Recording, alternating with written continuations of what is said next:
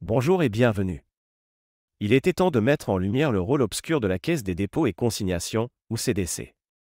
Ce que vous allez découvrir n'est pas secret, mais personne n'en parle, et on comprend pourquoi.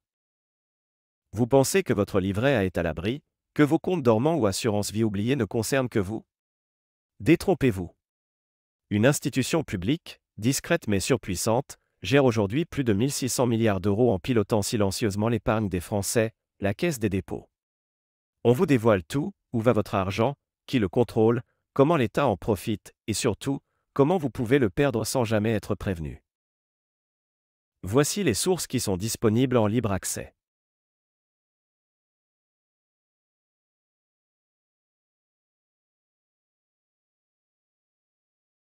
Créé en 1816 pour sécuriser les fonds publics après la débâcle napoléonienne. La CDC gère aujourd'hui plus de 1600 milliards d'euros d'actifs. Un statut hybride, ni banque, ni administration, mais bras financier de l'État.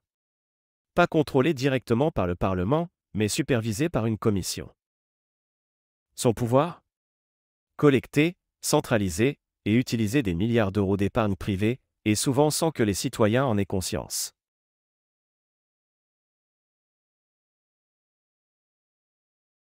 Le livret A, c'est 280 milliards d'euros collectés, selon la Banque de France en avril 2024.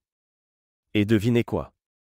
60% de cette somme est directement centralisée à la Caisse des dépôts.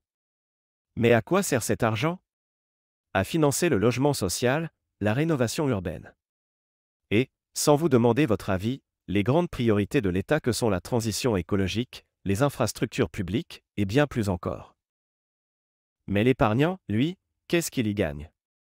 En 2024, le taux du livret A plafonne à 3% brut. C'est bien en dessous de l'inflation réelle. Résultat? Sur 10 ans, votre pouvoir d'achat fond doucement.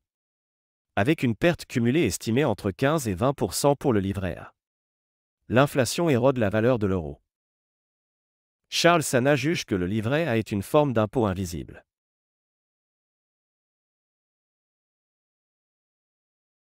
Depuis 2014, la loi Eckert impose aux banques et aux assureurs de transférer à la Caisse des dépôts tous les comptes restés inactifs pendant 10 ans, et les contrats d'assurance vie non réclamés par leurs bénéficiaires. Concrètement, dès qu'un compte bancaire reste sans mouvement pendant un an, il est considéré comme inactif. Mais les banques ne transfèrent les fonds à la Caisse des dépôts qu'après 10 ans d'inactivité complète. Pour une assurance vie, 6 personnes ne se manifestent 10 ans après le décès du souscripteur. Là aussi, l'argent part à la Caisse des dépôts.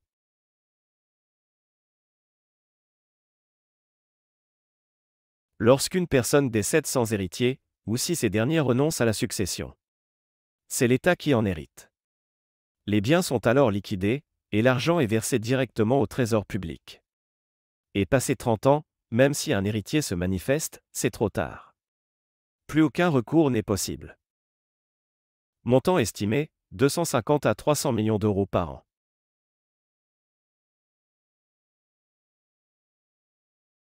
Et puis il y a les bons d'épargne aux porteurs. S'ils ne sont pas encaissés dans les délais, ils sont tout simplement transférés à la Caisse des dépôts. Et après 5 à 10 ans, selon les cas, c'est l'État qui les récupère définitivement.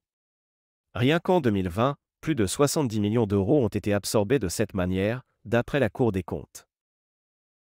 Autre source méconnue, les retraites complémentaires non demandées.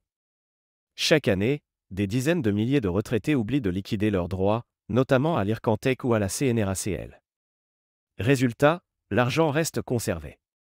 Puis il est discrètement réinjecté dans les systèmes de retraite, sans jamais être versé à ceux qui y avaient droit.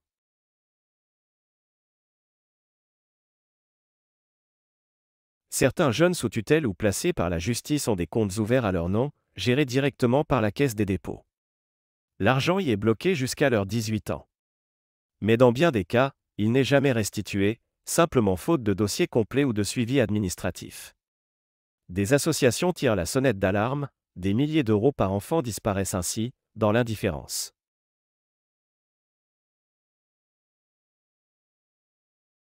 Lors d'un procès, d'un litige, d'un bail ou même d'un divorce, certaines sommes peuvent être consignées à la Caisse des dépôts. Mais si personne ne les réclame, elles finissent tout simplement dans les caisses de l'État. Et attention, Aucun rappel automatique. C'est aux citoyens de retrouver son argent, seul, sans aide systématique.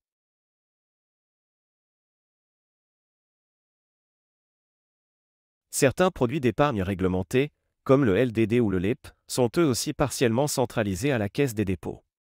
Ils servent à financer la transition écologique ou encore la modernisation des services publics. Le tout, bien sûr, sans jamais consulter les épargnants.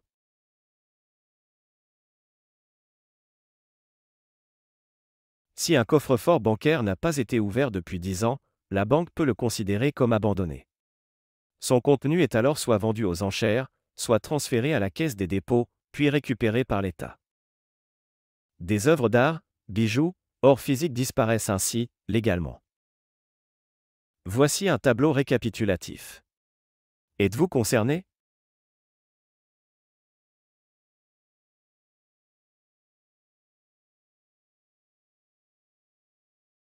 Vous croyez sécuriser votre avenir avec un livret A, une assurance vie ou une succession? En réalité, des milliards dorment dans les comptes publics, sans votre consentement, parfois à jamais perdus. La Caisse des dépôts est le coffre-fort de la République, et vous êtes peut-être déjà l'un de ses donateurs involontaires.